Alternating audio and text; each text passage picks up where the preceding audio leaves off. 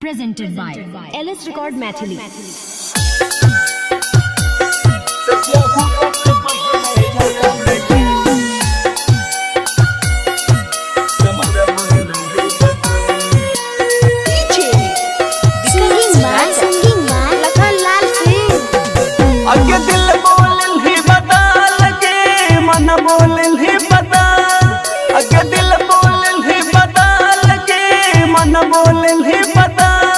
सदिया होवे से पहले जानगे नमर बोलली बदल सदिया होवे से पहले जानगे नमर बोलली बदल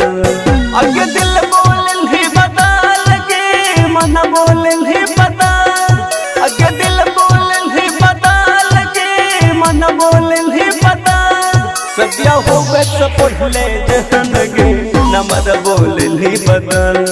सदिया होवे से पहले जानगे नमर बोलली बदल। Recording by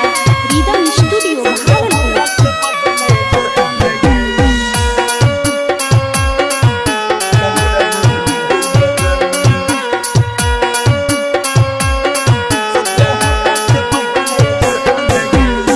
सोचल हलियो जिंदगी भर में भी हमारे साथ गे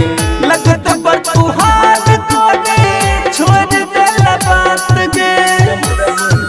कहे करे जहाँ सोचल हलियो जिंदगी भर में भी हमारे साथ गे लगत पर तू हाथ को दे छोड़ दे बात गे हमारा से कोई नहीं चाल के नो पहिया हाथ पल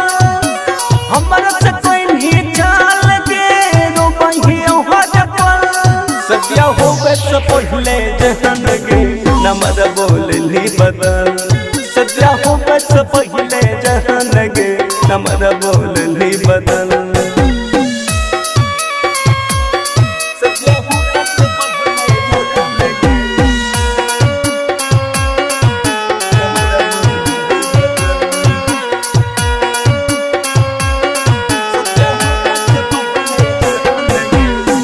गिर गिट के जैसन लेनी रंग बात फिरगी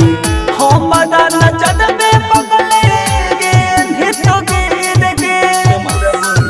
कहे करे जहाँ गिर गिट के जैसन लेनी रंग बात फिरगी हमारा नजर में पगले गे तो गिर गे छोड़ के जाए भी चाल के जैतो नहीं रहल के छोड़ के जाए भी चाल के लखन जहितो मार सदिया होवे से पहले जानगे नमर बोलली बदल सदिया होवे से पहले जानगे नमर बोलली बदल। Mix by Rahul Yadav.